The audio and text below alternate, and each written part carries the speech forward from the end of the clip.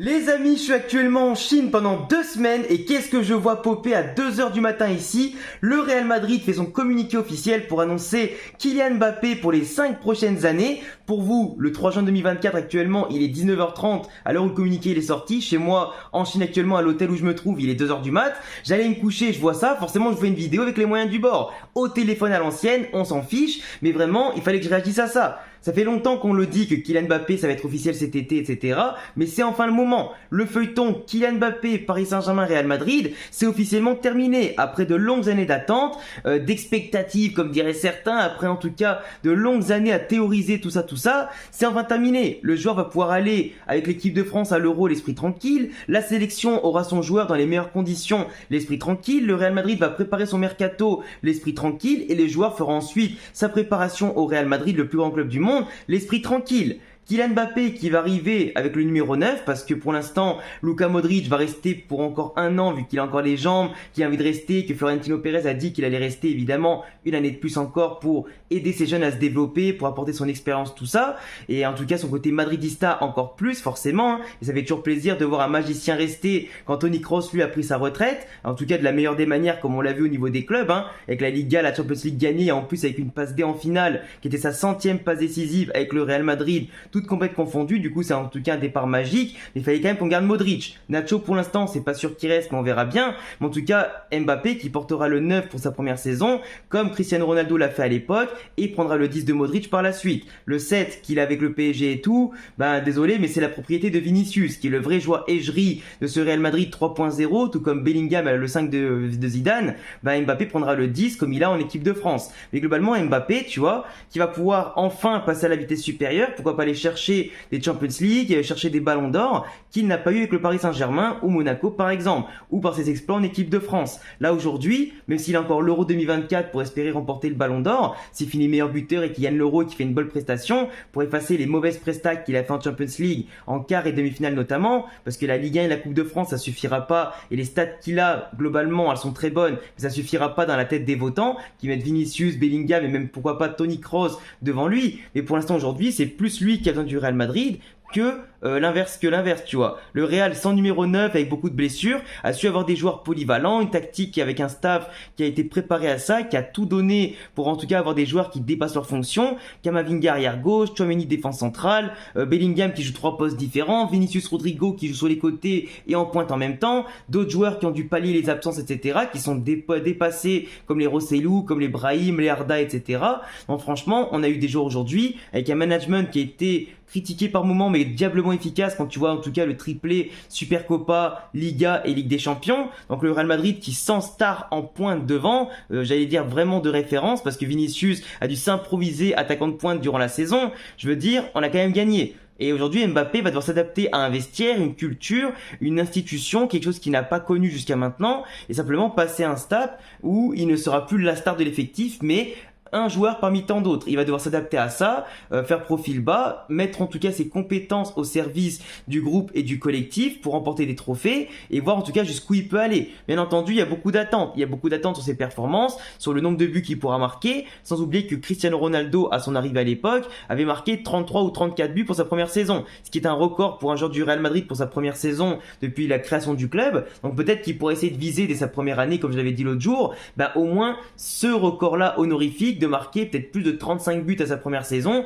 entouré comme il va être et vu comment le Real devrait écraser la concu en Espagne comme en Europe avec ce nouvel effectif là, même si avoir un bel effectif ça veut pas tout dire bien évidemment. Tu regardes Manchester City, ils ont gagné finalement que la première ligue, tu vois. Donc tu vois ça veut tout et rien dire d'avoir un bel effectif. Faut savoir faire jouer les joueurs ensemble, etc. Créer la bonne tactique, la bonne osmose. Et vu le nombre de matchs qu'on aura l'année prochaine avec le nouveau mondial des clubs, plus le mondial des clubs de base, plus la Super Coupe d'Europe, plus la Liga, la Copa, Super Coupe d'Espagne et aussi forcément le nouveau format de Ligue des Champions, forcément avoir de la concurrence et beaucoup de joueurs, va falloir gérer les égos, gérer le vestiaire, le temps de jeu de chacun, faire participer tout le monde et voilà. Mais on sait que Kylian Mbappé avec son numéro 9 dans le dos, l'attente qu'il a, son salaire, la prime à la signature qu'il va prendre, il sera forcément titulaire dès le départ et mettre sur le banc les Rodrigo, Brahim, mettre sur le banc aussi forcément Hendrick qui va arriver également et il devrait former un bon duo avec Vinicius. À voir si Ancelotti fera un 4-4-2, un 4-3-3, s'il sacrifie un milieu de terrain pour avoir plus d'attaquants attaquant ou inversement. Mais dans tous les cas, Mbappé aura la confiance du staff, aura la confiance du club, la confiance de ses coéquipiers pour monter l'attaque et le club à un autre niveau, nous rendre plus, en tout cas polyvalent, moins, j'allais dire, prévisible, plus tranchant, plus tueur, plus rapide et voilà, plus puissant simplement. Donc Mbappé aujourd'hui sera dans un contexte où il y a eu beaucoup d'attentes, beaucoup de non-dits et de dits.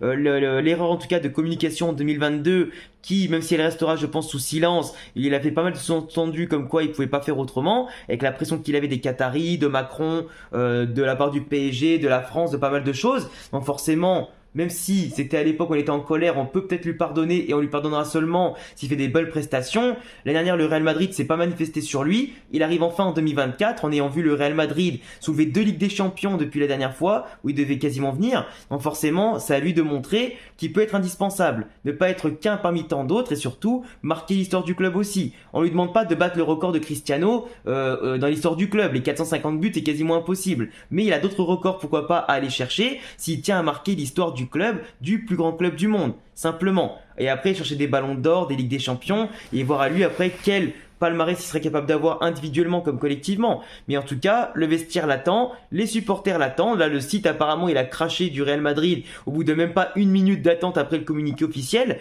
Donc forcément, l'attente est démesurée. Sa présentation devra arriver d'ici les prochaines semaines ou peut-être après l'Euro, on ne sait pas encore.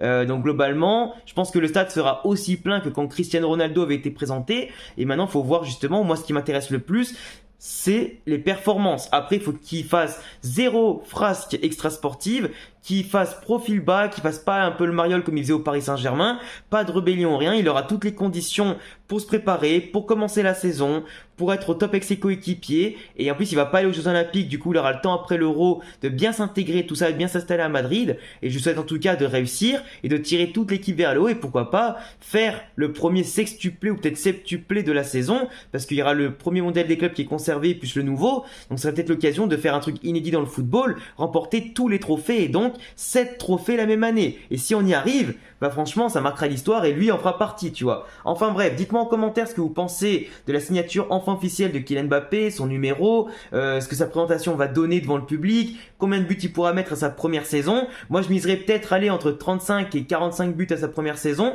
même si c'est une nouvelle saison en Liga, que c'est pas le même style de jeu et tout. Il y a largement de quoi faire à ses côtés et de temps de jeu aussi pour lui et de confiance. Et en plus, il arrive à un âge où un peu plus âgé que Ronaldo à l'époque, mais qu'il était déjà Ballon d'Or et bien sûr vainqueur de Ligue des Champions, tout ça. C'était un contexte d'un Real Madrid qui était en construction. Là, le Real Madrid est déjà plus que construit, tu vois. Donc, c'est pas le même contexte avec une Liga aussi, à mon sens, un peu plus faible qu'à l'époque. Donc, les 40 buts, il peut les marquer toutes complètes confondues, largement. Et en plus, il y a plus de matchs qu'avant. Avec les nouveaux formules, les nouvelles compétitions, tout ça, il a largement les moyens de faire ça. Enfin bref, donnez-moi tous vos avis. C'était Alexandre. Moi, je retourne pioncer parce que j'ai un voyage en Chine en tout cas qui a envie de se commencer de la meilleure des manières dès demain. Je vous tiens au courant très vite pour d'autres vidéos quand j'ai le temps d'en tourner avant que je rentre en tout cas pour le 14 juin avant l'Euro. Et puis à très vite pour d'autres vidéos. Abonnez-vous, cochez la cloche et à bientôt. Ciao!